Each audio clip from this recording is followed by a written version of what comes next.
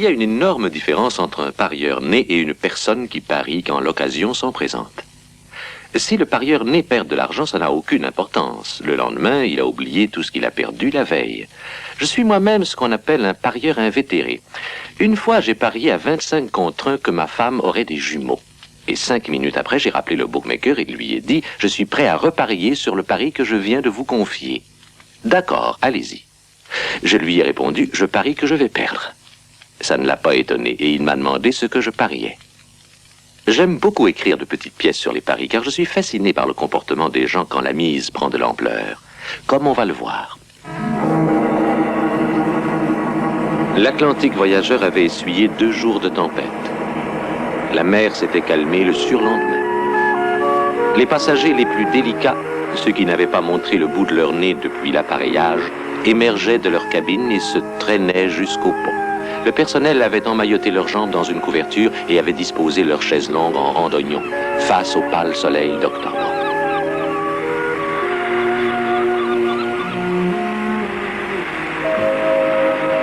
Oh, bonjour. Je m'appelle Renshaw. Madame Renshaw. Ah. Botty Ball. Pardon. Botty Ball. B. Brooklyn, O. Oliver, T. Tommy, I. Idaho, B. Brooklyn, O. Oliver. Et L comme dans éléphant. Enchanté. Monsieur Botty Ball, chérie. Ravi. Ce soleil est réellement bien fait des dieux. Si cette tempête avait duré une journée de plus, je crois que si on m'avait poussé par-dessus bord, je me serais confondue en remerciements. Je lui ai dit qu'il fallait au moins 2 jours pour avoir le pied marin. Pas la peine d'en rajouter. À l'entendre parler, ce serait la première fois que je prends le bateau. Jim. En fait, pour être franche, c'est bien la première fois. Avez-vous l'habitude des océans, monsieur Botty Ball? J'ai déjà navigué.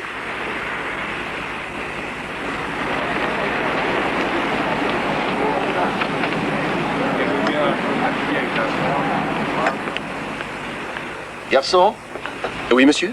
venez voir, venez. Bien, monsieur. Dites, mon ami, a-t-on déterminé l'emplacement de chacun au dîner? Presque. Il reste encore quelques passagers à placer.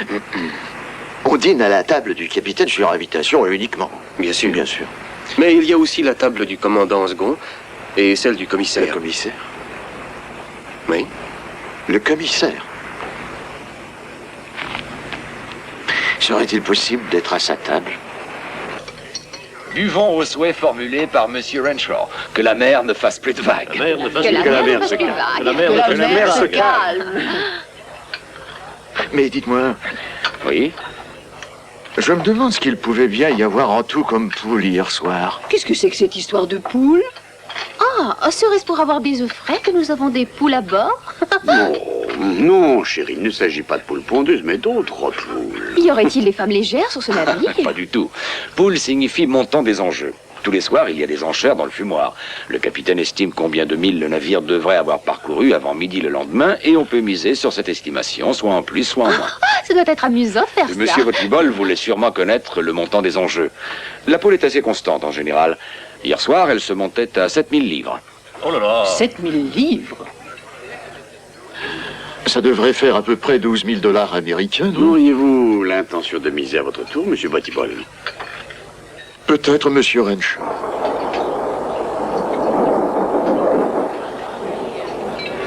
Oh, ça se gâte.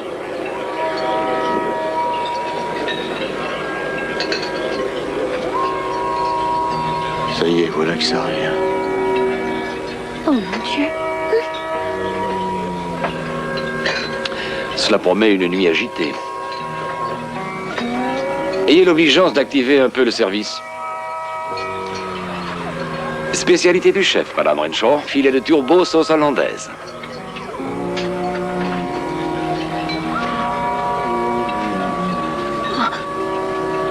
Oh, chérie, Oui. l'avion n'aurait pas été plus mal.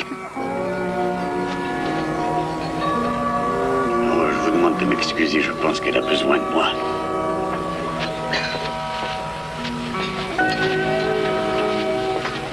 Excusez-nous, je vous prie.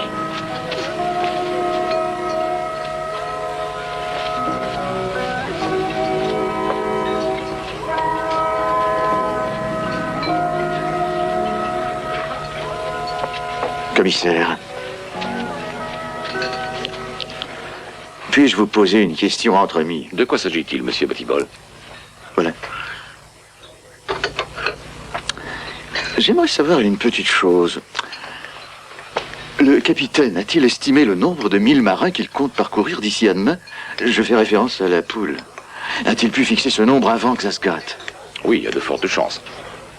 Vous pourriez me dire s'il a fait cela il y a longtemps? Généralement, le capitaine fait son estimation en cours d'après-midi. À quel moment exactement? Ça doit se passer vers les 4 heures, je crois. Quand la mer était calme. Commissaire, croyez-vous que le capitaine savait que la tempête reprendrait en plein service? Je ne saurais le dire, monsieur Bottibol. Il ne me dit pas tout. Évidemment, mais si jamais la tempête se fait plus violente, notre bateau devrait ralentir. Par conséquent, ça vaut peut-être la peine de parier sur le minimum. Oui ou non? Peut-être, oui. Je ne crois pas que le capitaine estimait que le vent reprendrait force. L'après-midi était belle, en fait, et moi-même, je n'aurais pas cru que ça reprendrait. Donc, nous pourrions estimer que la tempête va nous ralentir.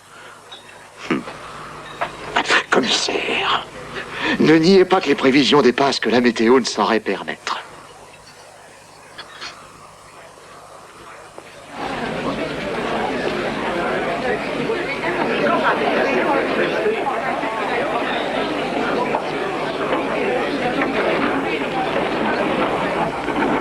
Personne ne l'a vu encore. Un instant d'attention, je vous prie.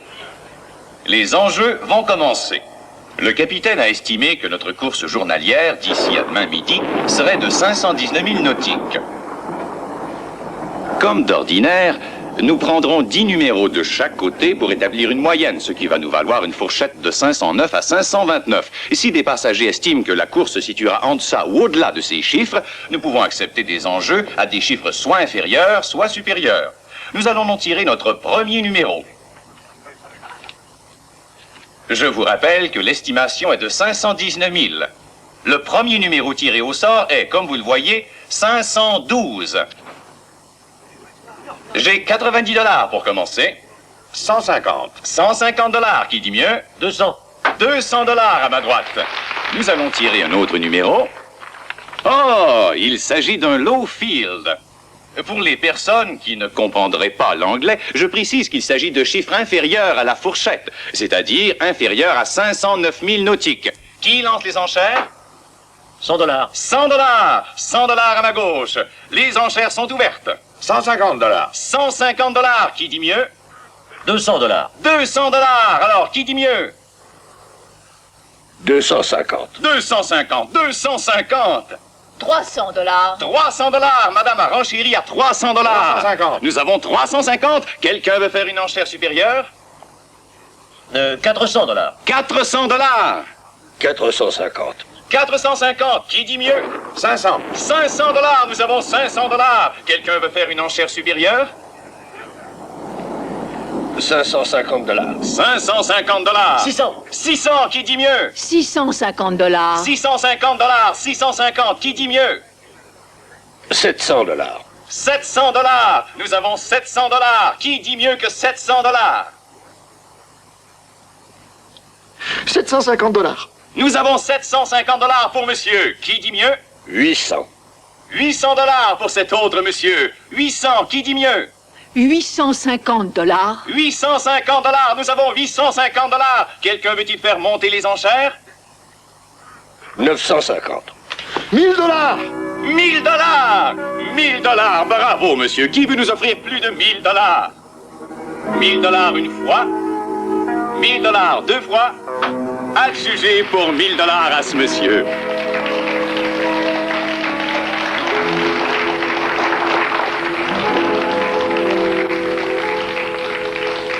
B, comme Brooklyn.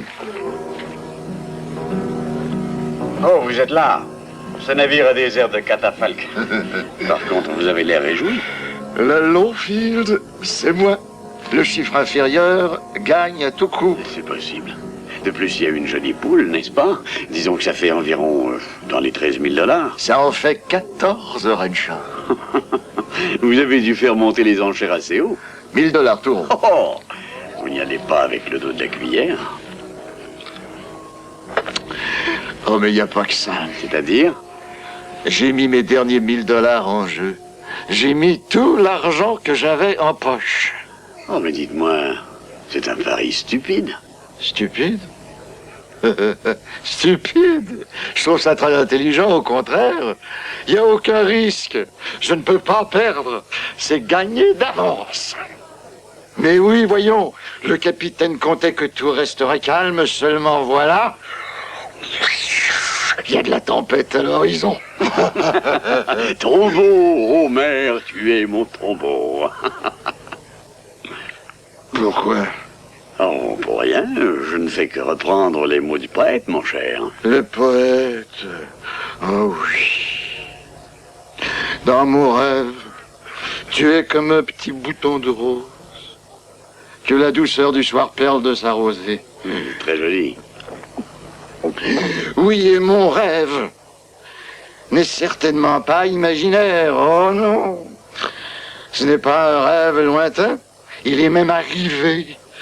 La meilleure preuve, c'est que je vais le retrouver. Retrouver qui? Je vous le donne ensemble, monsieur Renshaw. Devinez quel est mon rêve? C'est ma petite femme à moi. Oui, voilà quel est mon rêve. C'est mon Ethel bien-aimée. Et je lui ferai une de ces surprises à mon Ethel. Bon Dieu. Quelle surprise. Eh bien, quand j'aurai touché l'argent que vont rapporter les paris entre tous les passagers, 14 000 jolis dollars en billets, voulez-vous savoir ce que j'en ferai? Bien sûr.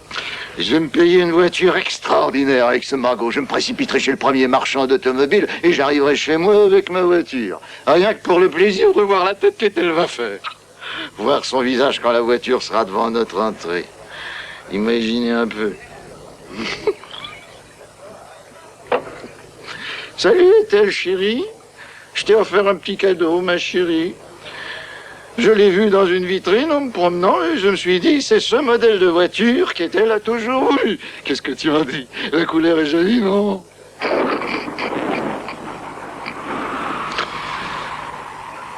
Est-ce que je vous explique la suite? Ouais. Eh ben, je me contenterai de regarder la tête qu'elle fera.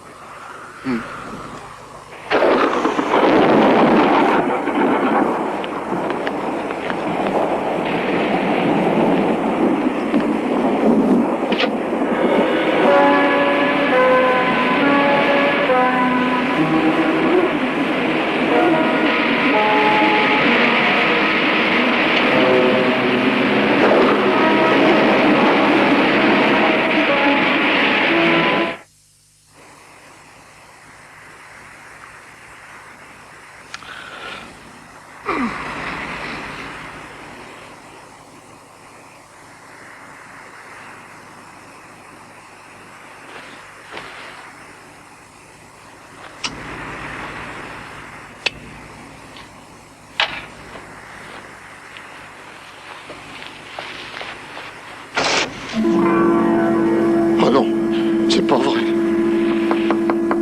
Entrez.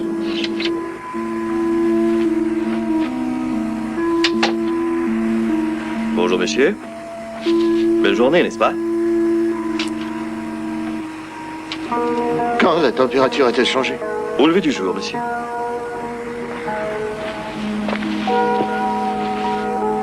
Il est 9 h du matin, non? Oh oui, à peine. J'espère bien que nous pourrons rattraper tout le retard que nous avons pris au cours de la nuit.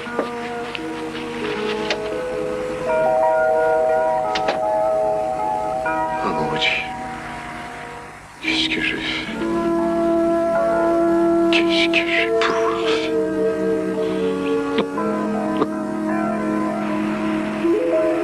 Qu'est-ce qu'elle va dire? Je peux pas lui dire que j'ai brûlé 6 mois d'économie en pariant sur la course de ce navire. Je lui dirai rien. Je lui conseillerais de ne plus tirer de chèque. Ces sacrés versements qu'il faut faire tous les mois. Elle change de visage quand elle se met en colère. Ses yeux bleus virent au gris. Oh mon Dieu. Qu'est-ce que j'ai fait?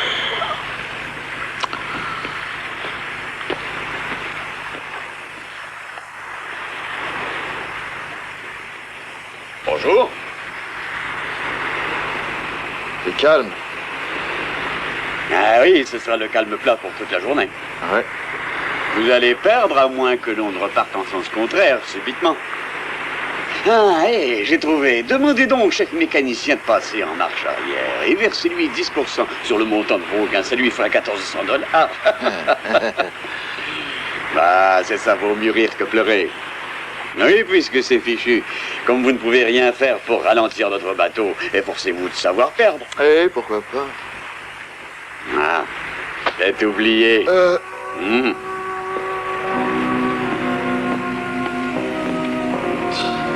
Je dois avouer que j'ai eu froid dans le dos en vous voyant comme ça, accroche nos bastingages.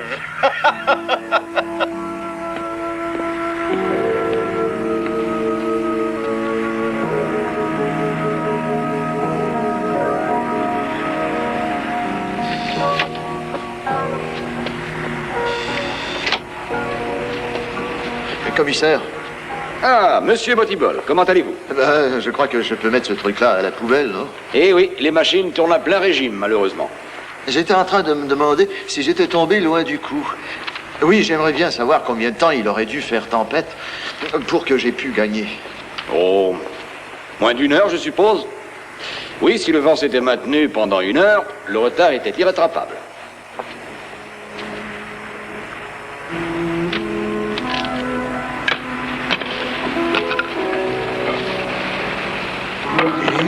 Pourquoi pas? C'est une bonne idée, ça.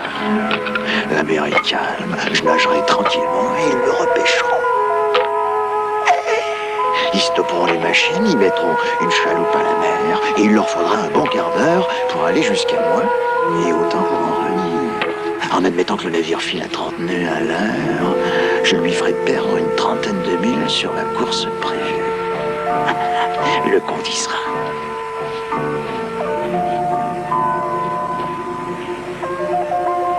Inutile d'attendre. Il faut savoir se jeter à l'eau, comme on dit. Et le plus tôt possible parce que le délai échoit à midi. Tiens, elle devrait faire l'affaire. Elle devrait donner l'alerte aussi vite qu'une autre, non? Réfléchis bien avant d'agir. Prends ton temps, William Bottibol. Prends ton temps. Pose-lui des questions. Vois si tu peux compter sur elle. Hello. Hello! Je m'appelle Bottibol. B. Brooklyn. O. Oliver. T. Tony. I. Idaho. B. Brooklyn. O. Oliver. L comme dans Elf. Monsieur Bottibol! Vous avez entendu? Et pourtant, j'ai presque murmuré. Ah oui, vous savez, j'ai une ouïe excellente. On m'a souvent dit que j'entendais des choses que je ne devrais pas. Et je parie que vous avez aussi 20 sur 20 à chaque œil, non? Vous m'excuserez, mais qu'est-ce que ça veut dire? Ça signifie que vous pourriez sans doute voir une tache d'huile toute petite sur la mer. Moi? C'est bien possible, oui. Cela semble indiscret. Mais vous ne portez pas de lunettes ou de lentilles? Oh, uniquement pour lire, mais je dois avouer que la lecture m'ennuie. À l'heure de la veillée, Maggie, nous faisons la traversée toutes les deux, me fait la lecture avant de m'endormir. C'est très reposant, à mon avis.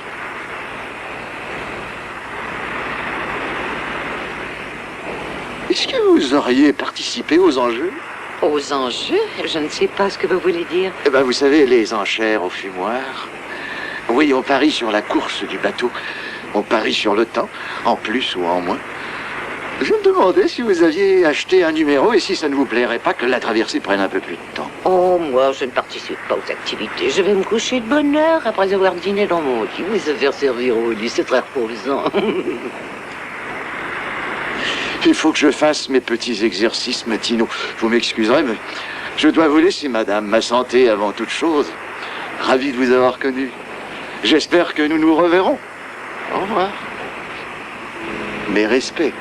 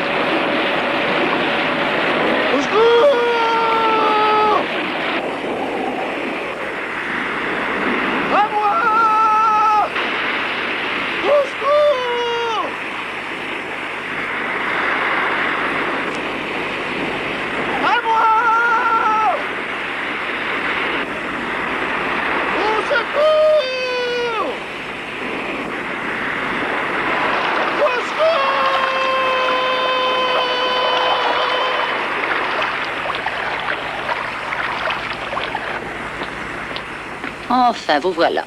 J'ai parcouru tout le bateau pour vous retrouver. J'espère que vous avez été bien sage. Une chose m'étonne. Oui, Maggie, un monsieur a plongé tout habillé dans l'océan.